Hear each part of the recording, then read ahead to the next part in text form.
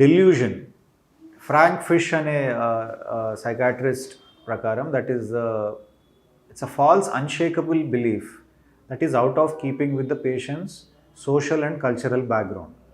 అంటే ఒక విషయము ఆ ఇండివిజువల్ ఎంత గట్టిగా నమ్ముతాడు అంటే ఇక దాన్ని బ్రేక్ చేయలేని పరిస్థితి. అదొక గట్టిగా solid belief and wall around it లాగా తయారు చేసుకుంటాడు.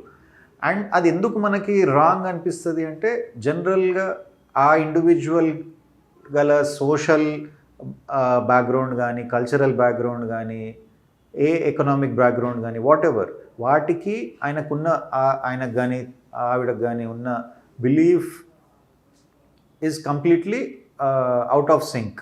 సో మనం ఎక్స్ప్లెయిన్ చేసే ప్రయత్నం చేసినా వాళ్ళు నమ్మని పరిస్థితి. మనం ప్రతిదానికి వాళ్ళ దగ్గర ఒక ఆన్సర్ ఉంటుంది, although it can be totally out of place. So delusional disorder కొన్ని రకాలు.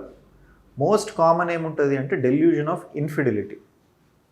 డెల్యూజన్ ఆఫ్ ఇన్ఫిడిలిటీలు ఏంటి అంటే ఆర్ డెల్యూజన్ ఆఫ్ జెలసీ అని కూడా అంటారు.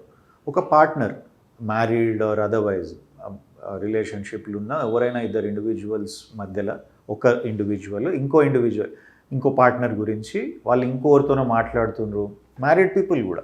అండ్ డెల్యూజనల్ డిజార్డర్కి జెండర్తోని అంటే it can be women suspecting the husband or man suspecting the wife. జెండర్తో సంబంధం లేదు.